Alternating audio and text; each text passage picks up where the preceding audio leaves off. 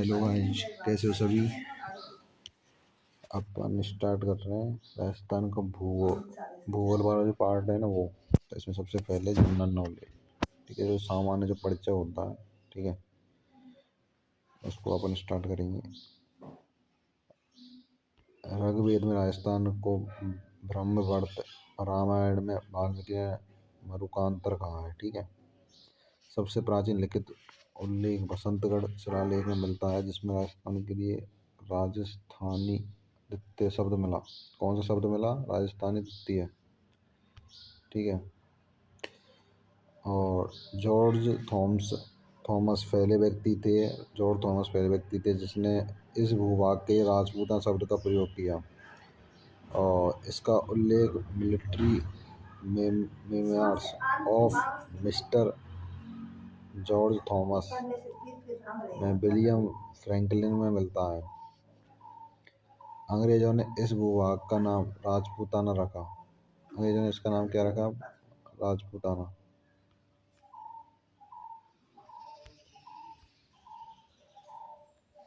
राजस्थान शब्द का सर्वप्रथम प्रयोग कर्नल जेम्स टॉड ने करा। पहली बात तो ये इम्पोर्टेंट है।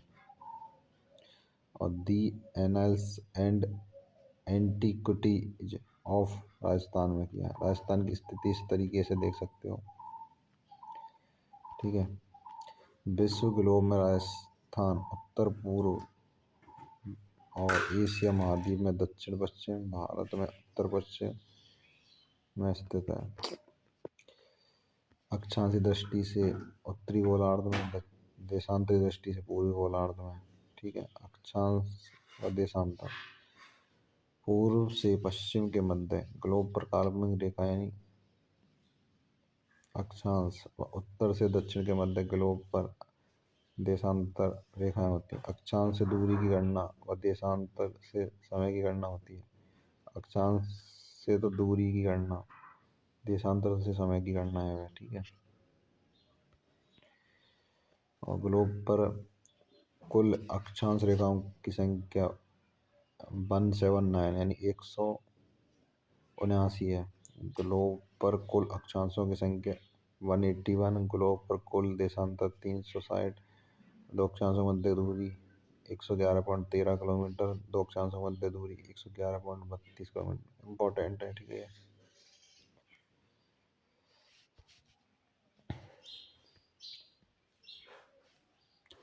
देखो 0 डिग्री अक्षांश रेखा को भूमध्य विषुवत रेखा, 0 डिग्री देशांतर रेखा को ग्रीनविच रेखा या प्रधान मध्याह्न रेखा भी कहा जाता है।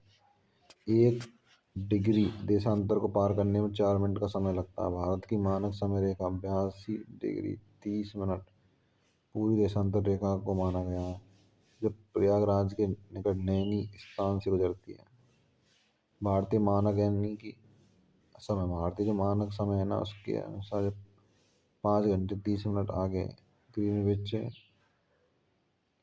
और देशांतर रेखा के पश्चिम में जाने पर समय में कमी आती है, ठीक है।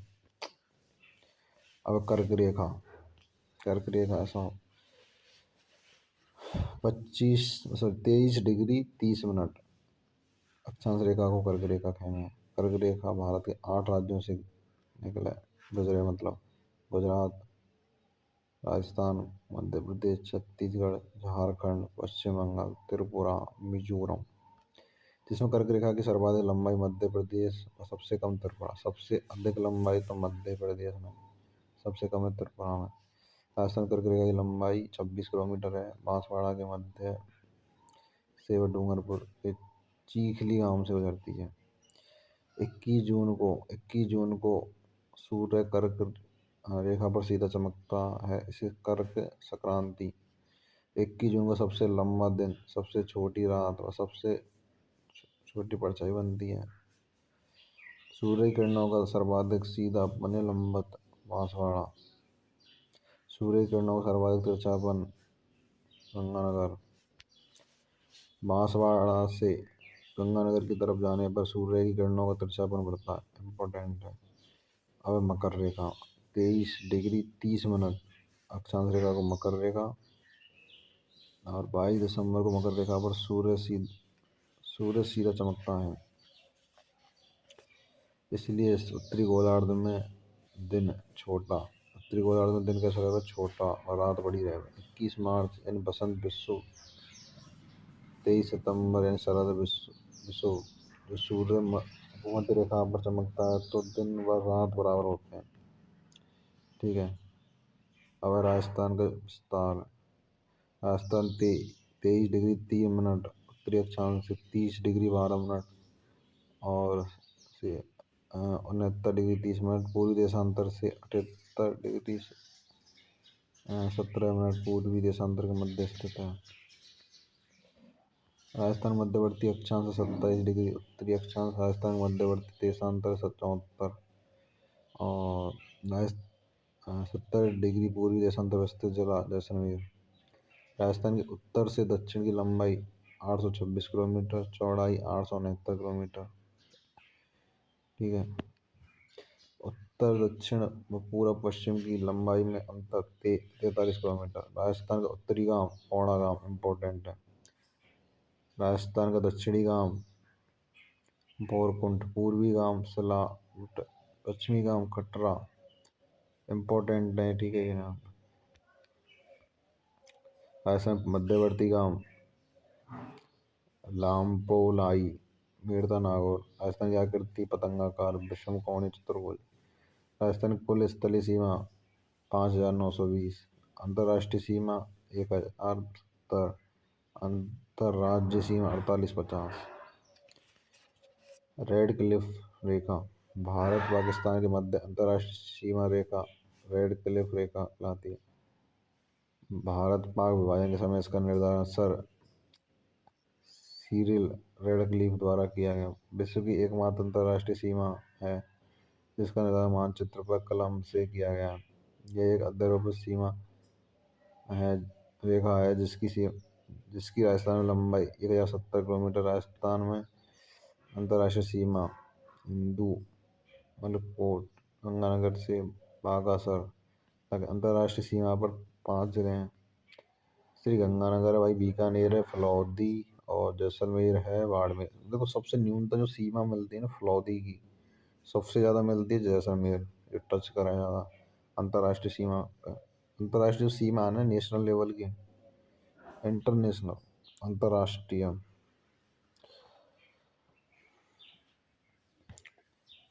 राजस्थान के 2 जिलों से जो अंतर्राष्ट्रीय व अंतर्राज्यीय सीमा नाम है गंगानगर बाड़मेर। इम्पोर्टेंट है भाई ये। केवल अंतर्राष्ट्रीय सीमा पर 3 जिले स्थित हैं। राजस्थान की अंतर्राज्यीय सीमा पंजाब 89 किलोमीटर, हरियाणा 1262, उत्तर प्रदेश 873, मध्य प्रदेश 1600, गुजरात 1022। अब है पड़ोसी राज्यों पर राजस्थान के जिले। ये जिले ठीक है, ये इसमें दिख रहे हैं चित्र में। देखो पंजाब में 2, हरियाणा में 8 जिले, उत्तर प्रदेश में 3, मध्य प्रदेश में 10 जिले, गुजरात में 6 जिले हैं। अंतर्राज्यीय सीमा पर सर्वाधिक सीमा बनाने वाले जिला झालावाड़। सबसे ज़्यादा जो सीमा बना हुआ है झालावाड़, सबसे कम बना बाड़मेर। इम्पोर्टेंट है। अंतर्राज्यीय सीमा बनाने वाले 26 हैं। ठीक है।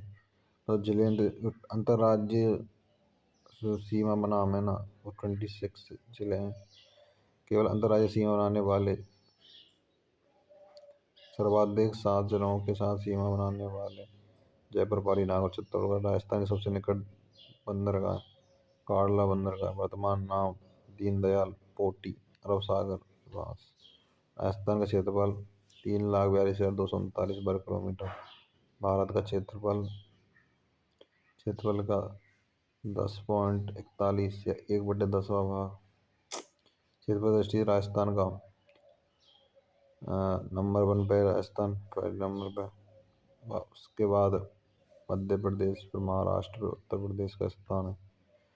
राजस्थान क्षेत्रफल के लगभग बराबर क्षेत्रफल कांगोर, रिपब्लिक पोलैंड और फिनलैंड, जर्मनी, नॉर्वे।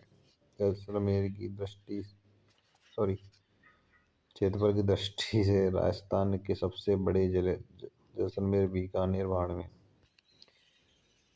क्षेत्र टी से राजस्थान के सबसे छोटे जिले खेड़तल दजारा डी का राजस्थान में जिले व संभाग। ठीक है, प्रारंभ में राजस्थान के 26 जिले 5 संभाग है, वर्तमान 41 जिले व 7 संभाग। इम्पोर्टेंट है, आ सकता है क्वेश्चन। 1 नवंबर 1956 को मुख्यमंत्री मोहनलाल सुखाड़िया के समय अजमेर में 26 अजला बना। ठीक है, ये संख्या दे रखी है, यहाँ जिले जिला दे रखे हैं, दिनांक है तो इन्हें देख लेना।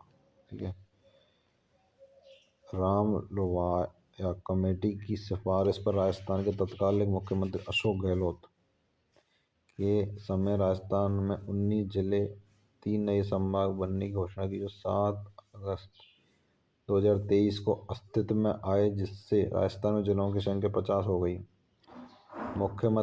मुख्यमंत्री भजनलाल जी ने नवगठित जिलों की समीक्षा हेतु उप मुख्यमंत्री प्रेमचंद बैरवा की अध्यक्षता में कैबिनेट सब कमेटी गठित की। इसके बाद संयोजक कैबिनेट मंत्री मदन तलावर को बनाया गया। इस समिति में राजवर्धन सिंह राठौड़, हेमंत मीणा, सुरेश सिंह रावत, कन्हैया लाल चौधरी सदस्य थे। इस समिति की रिपोर्ट पर 19 दिसंबर 2024 को सरकार ने अधिसूचना जारी की। 9 जिले में अनूपगढ़, दूध, गंगापुर सिटी, जयपुर, जोधपुर, केकड़ी, नीमका थाना, सांचौर, साहेबपुरा और 3 संभाग बांसवाड़ा, पाली, सीकर को निरस्त कर दिया गया, जिससे वर्तमान राजस्थान 41 जिले व 7 संभाग हैं। ठीक है, संभागीय व्यवस्था 24 अप्रैल 1962 को मुख्यमंत्री मोहनलाल सुखाड़िया द्वारा संभागीय व्यवस्था बंद कर दी। 26 जनवरी 1987 को हरिदेव जोशी द्वारा संभागीय व्यवस्था पुनः प्रारंभ की गई। 1987 में जयपुर से अलग कर अजमेर को छठा संभाग बनाया गया। मुख्यमंत्री वसुंधरा राजे के समय भरतपुर को 7वां संभाग बनाया गया। ये संस्था जिले व विवरण है, इनको देख लेना। ठीक है, और महत्वपूर्ण बिंदु। चित्तौड़गढ़ की जो आकृति है घोड़े की नाल के समान है। 2 स्थानों पर खंडित जिला है चित्तौड़गढ़। राजसमंद की आकृति रथ के समान। जैसलमेर सप्त बहुभुजाकार अनियमित बहुभुज। करौली की आकृति बतक रहे ना, बतख उसके आकार का होता है। राजसमंद एकमात्र ऐसा जिला है जिसका नामकरण झील के नाम पर जिला मुख्यालय राजनगर नाम से जाता है। ये चित्तौड़गढ़ है और ये भीलवाड़ा।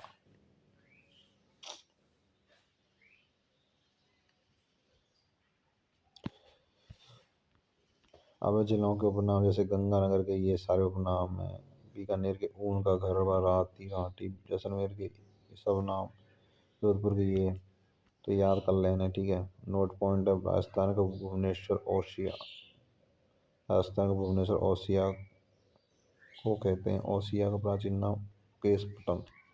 उदयपुर के ये नाम है, डूंगरपुर के ये नाम है, सिरोही के ये है, चित्तौड़गढ़ के ये, बांसवाड़ा, झालावाड़, कोटा, बारा, बूंदी, भीलवाड़ा। इन नाम जो लिख रहे हैं इन्हें आप खुद से पढ़ सकते हो। रटने की चीजें इनमें तो कोई समझा हुआ कुछ ही ना। Note pointer. राजस्थान का नवीनतम मैनचेस्टर, भिवाड़ी, अजमेर, भरतपुर, धौलपुर, करौली, जयपुर ये सारे उपनाम है, मतलब इनको किन नाम से जाना जाता है। चाक्षु जयपुर का प्राचीन नाम, नागौर, झुंझुनू, टोंक, सांचौर, बालोतरा, डिडवाना इनके भी उपनाम सब दे रखे हैं। अब इसके बाद में जनरल नॉलेज के बाद में भौतिक विभाजन।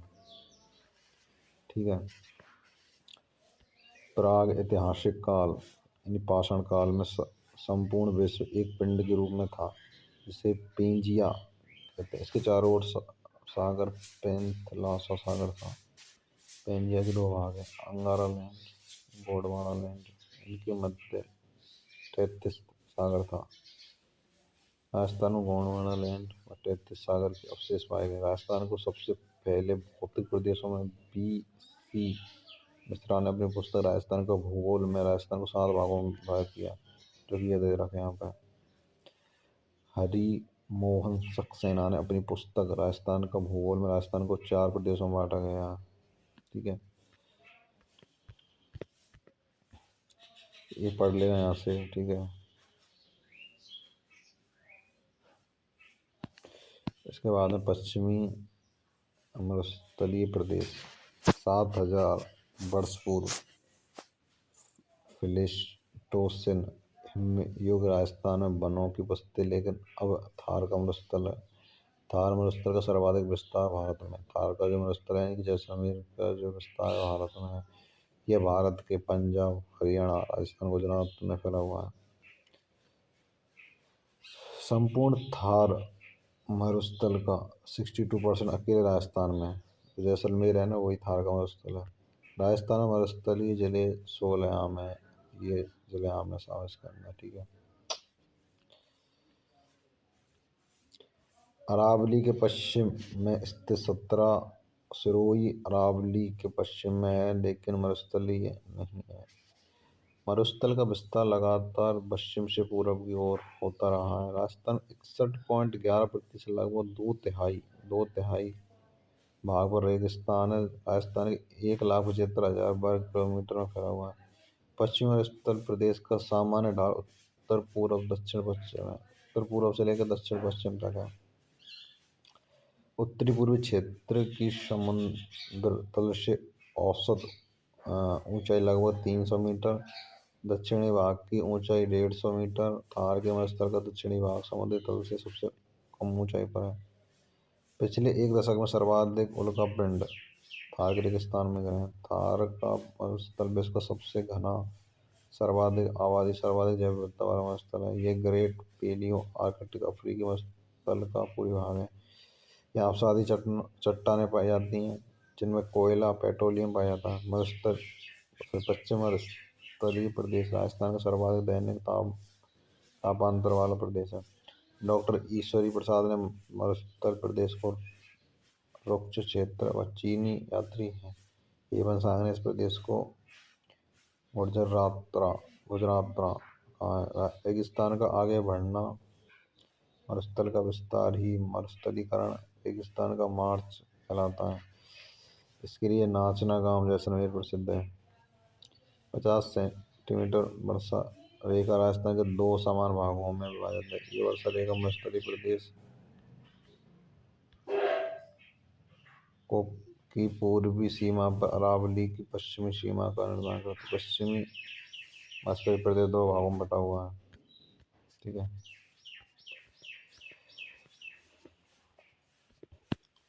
शुष्क मरुस्थलीय प्रदेश और अर्ध शुष्क मरुस्थलीय प्रदेश। शुष्क मरुस्थलीय प्रदेश फर्स्ट जिले ये हैं। ठीक है, इसमें और वर्षा इतनी है, जैसलमेर जैसे वनस्पति रहित न्यूनतम वर्षा वाला स्थान है। सबसे कम बरसात है। लाठी सीरी जैसलमेर में पोखरण से मोहनगढ़ 80 किलोमीटर लंबी पृथ्वी के अंदर बहती मीठे पानी की जलधारा।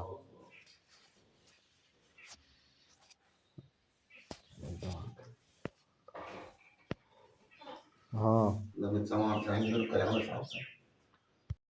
लाठी सीरीज यानी कि जैसलमेर में पोखरण से मोहनगढ़ तक 80 किलोमीटर लंबी पृथ्वी के अंदर बहती मीठे पानी की जलधारा है।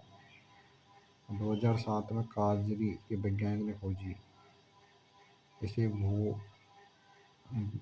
जल पट्टी या लाठी सीरीज कहते हैं। इसमें सेवण, भावण, करण, स्वादिष्ट घास मिलता है। अवैध चंदन नलकूप। लाठी सीरीज के पास जैसलमेर में मीठे पानी का नलकूप है। इसे थार का घड़ा कहा जाता है। अब जुरासिक युग की चट्टानें जैसलमेर बाड़मेर में आकल वुड फॉसिल्स पार्क इसका भाग है। अब आकल नेशनल वुड या फॉसिल्स पार्क जैसलमेर में 18 करोड़ वर्ष पूर्व के कास्ट जीवाश्म मौजूद थे। अब बाब बोल्डर में पर्मियन कॉर्निफेरस के हिमानीकृत बहुलाश्म के अवशेष मिले हैं यहाँ पे। और भालू का स्तूप फलौदी पोखरण जैसलमेर मल्होत्रा के मध्य फैला हुआ है। चट्टानी मरुस्थल का भाग है जिसे हमादा कहते हैं।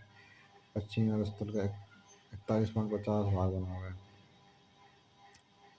बालू का स्तूप मुक्त क्षेत्र पश्चिमी मरुस्थल का 58.50% भाग। सर्वाधिक बालू का स्तूप जैसलमेर में।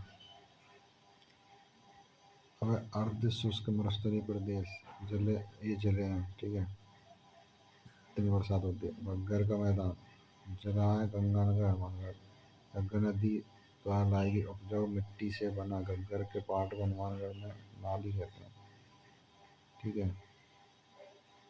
शेखावाटी क्षेत्र में जो जिले में चूरू सीकर झुंझुनू, इस क्षेत्र में जमीन के नीचे चूने की परत पड़ जाती है। वर्षा का जल चूने की परतों में बहता है, इसलिए इसे आंतरिक जल प्रवाही क्षेत्र कहते हैं। चूने की परत के कारण यहाँ अधिक गर्मी व अधिक सर्दी पड़ती है। यह प्राचीन काल में नदियों द्वारा लाई गई मिट्टी जो अनुपजाऊ हो गई है। अनुपजाऊ मिट्टी का मैदान बागर इम्पोर्टेंट है, इसलिए शेखावाटी क्षेत्र को बागर प्रदेश कहते हैं। अब नदियों द्वारा लाई गई उपजाऊ मिट्टी खादर। शेखावाटी में घास के मैदान पशु चारा गाय को बीड़ कहते हैं। शेखावाटी क्षेत्र की प्रमुख नदी कांतली है। कांतली नदी का प्रवाह क्षेत्र तोरावाटी कहलाता है। यहाँ की पहाड़ियाँ तोरावाटी की पहाड़ियाँ कहलाती हैं। शेखावाटी में वर्षा जल संग्रहण के लिए बनाए गए कच्चे कुएं को जोहड़ कहते हैं। नागौरी उच्च भूमि शेखावाटी प्रदेश लूनी बेसिन के मध्य नागौर डिडवाना कुचामन की भूमि जो ऊंची हुई है। औसत ऊंचाई 300 से 500 मीटर। इस क्षेत्र में सर्वाधिक खारे पानी की झील है, जैसे सांबर डिडवाना कुचामन। नागौर व अजमेर के जल फ्लोराइड होने के कारण फ्लोरोसिस हो जाता है, जिससे दांत पीले होना, पीठ झुक जाना, व्यक्तियों को पोपड़ निकलना जैसी समस्या हो जाती हैं। बाघपट्टिया हॉच बेल्ट भी कहा जाता है। अब गौड़वाड़ प्रदेश है लूनी बेसिन, जो कि पाली बिलाड़े जोधपुर और जिले में विस्तृत है। लूनी व इसकी सहायक नदियों द्वारा निर्मित मैदान है। इसे लूनी बेसिन या लूनी जवा बेसिन कहते हैं। अब 56 की पहाड़ियाँ मोगलसर गांव में सिवाना तक 11 किलोमीटर लंबी 56 पहाड़ियों का समूह है, ठीक है। इनमें ग्रेनाइट पाया जाता है। नाकोड़ा पर्वत पर जैन धर्म का पार्श्वनाथ मंदिर है, इसको नाकोड़ा भैरव कहते हैं। 56 की पहाड़ियों में पीपलदू मल्होत्रा में हल्देश्वर महादेव मंदिर है। पीपलदू को राजस्थान का माउंट आबू या राजस्थान का लघु माउंट आबू कहते हैं। अब सेंदड़ा में सर्पाकार चट्टानें मौजूद है। वाली आग्नेय शैल समूह मुख्यतः सिवाना बालोतरा व जालौर में ग्रेनाइट ज्वालामुखी रायोलाइट्स चट्टानें जमा करते हैं। ये पहाड़ियाँ गुंबदाकार इंसिल वर्ग में ढालनुमा पाई जाने वाली खड़ी चट्टानों को पाई जाती है। इन शैलों के आधार पर जालौर सांचौर ग्रेनाइट उद्योग को पनपा है। आबू पर्वत भी मुख्यतः ग्रेनाइट से बने हैं। अब बालू का स्तूप रेत के टीले जिनको ढोरे कहते हैं। बालू का स्तूप मुख्य रूप से मरुस्थल मिट्टी के अपरदन या निक्षेपण से बनते हैं। गतिशील धोरणों को जैसलमेर में मरियन कहते हैं। बालू का स्तूप के प्रकार पवन की गति के अनुसार अनुदैर्ध्य या बालू का स्तूप पवनों के समांतर व अनुदिश मानते हैं रेखीय बालू का स्तूप भी कहा जाता है। ये बालू का स्तूप द्वैश्रवती नदी घाटी में मिलते हैं, जो सर्वाधिक जैसलमेर बाड़मेर में मिलते हैं। अनुप्रस्थ बालू का स्तूप पवनों की दिशा में संपूर्ण संवत बनने वाला बालू का स्तूप है, ठीक है। ये बीकानेर के चारों ओर सूरतगढ़ चूरू झुंझुनू जिले में मिला। अब अवरोधी बालू का स्तूप ये किसी अवरोध झाड़ी पेड़ पहाड़ी के कारण बनते हैं। पुष्कर नाग पहाड़ में मिले। अब बरखान अर्धचंद्राकार बालू का स्तूप सर्वाधिक गतिशील है। ये मरुस्थलीकरण के सर्वाधिक उत्तरदायी है बालू का स्तूप है। इनका पवनमुखी ढाल ढाल मंद व पवनमुखी ढाल तीव्र। मंद व मतलब तीव्र होता है। अगर भालेरी चूरू सीकर लूणकरण शर ओशिया डिडवाना नए मिलें। आकृति के आधार पर शीप अनुदैर्ध्य वालों का स्तूप है जो पवन की दिशा के समांतर विकसित होते हैं। अब पैराबोलिक के प्रवराकार हवा के रुख के विपरीत अंग्रेजी युवाकार में विकसित होते हैं। राजस्थान सर्वाधिक पैराबोलिक वालु का स्तूप मिलते हैं। अब तारा वालु का स्तूप। हवा अपनी दिशा बार बार बदलती है। मोहनगढ़ पोखरण व सूरतगढ़ मिलते हैं। अब सब्र का बीज जो कि छोटी झाड़ियों के पास मिलते हैं। स्थल में महत्वपूर्ण शब्दावली है। रेतीला मरुस्थल है जहाँ बालू ही बालू है, इसे महामरुस्थल भी कहा जाता है। ऐसा सर्वाधिक है जैसलमेर में। अब हमामदा पथरीला मरुस्थल जहाँ छोटी पहाड़ियाँ चट्टानें हों। पोखरण फुलौदी बलोत्रा के मध्य बालू का स्तूप मुक्त प्रदेश है। और मिश्रित मरुस्थल बालू रेत व कंकड़ पत्थर। और प्लाया खारे पानी की बड़ी झीलें। थार के मरुस्थल में पानी बनने से भूमि की लवणता के कारण इनकी जल खारा हो जाता है। और रण या टाट बालू का स्तूप के मध्य वर्षा का जल लवणीय दलदल बन जाता है जिन्हें रण या टाट कहते हैं। सर्वाधिक है जैसलमेर में। अब तल्लीय पोखर रेगिस्तान के गड्ढों में वर्षा का मीठा पानी एकत्रित हो जाता है। मरहो तल्लीय पोखर का जल सूखने के बाद उपजाऊ मिट्टी मरहो कहलाती है। इसमें की जाने वाली कृषि खंडन कृषि पालीवालों द्वारा जैसलमेर में शुरू की गई है। और बालसन पर्वतों या चट्टानों के मध्य जल इकट्ठा होने से बनी झील। रोही मैदान वास्तव में उपजाऊ भूमि। बहुल्या वायु के भूमर या चक्रवात जो दिख रहा है वो चक्र है। थली बीकानेर गंगानगर चूरू का ऊंचा भाग जो लूनी नदी के उत्तर में। तली अस्तर के दक्षिण पश्चिम में स्थित नीचे भाग को तली के में। पीवड़ा राष्ट्रीय मरु उद्यान जैसलमेर में पाए जाने वाले जहरीला सांप। डंक न मारकर सोए हुए व्यक्ति के श्वास के साथ जहर देकर मरता है। और डांड बालकोष्ठों में वायु की रगड़ से बने करता। अरावली पर्वतीय प्रदेश पालनपुर गुजरात से रायसीना की पहाड़ियों तक फैला रहता है। राजस्थान में विस्तार इसको खेड़ ब्रह्मा से खेतड़ी तक 550 किलोमीटर लंबी। अरावली का 80% भाग राजस्थान में। अरावली की औसत ऊंचाई 930 मीटर। अरावली राजस्थान को दो भागों यानी पूर्वी राजस्थान और पश्चिमी राजस्थान में विभक्त करती है। अरावली का मुख्य विस्तार 18 जिले यानी 18 जिलों में ये सारे जिले हैं। ठीक है। राजस्थान में अरावली की दिशा दक्षिण पश्चिम से उत्तर पूर्व की ओर, लेकिन इसकी चौड़ाई उत्तर पूर्व से दक्षिण पश्चिम बढ़ती है। अरावली का सर्वाधिक विस्तार उदयपुर। अरावली का न्यूनतम विस्तार अजमेर। अरावली का सबसे ऊंचा पॉइंट गुरु शिखर। हाँ ठीक है। और सबसे नीचा है पुष्कर घाटी है अजमेर। अरावली का मध्य भाग अजमेर। अरावली सर्वाधिक ऊंचाई सिरोही। न्यूनतम ऊंचाई जयपुर में है। अरावली में सर्वाधिक वर्षा दक्षिणी भाग में। अरावली का उपनाम है विष्णु पुराण में परिपत्र भौगोलिक भाषा मेरू। उदयपुर में आड़ा बाटा।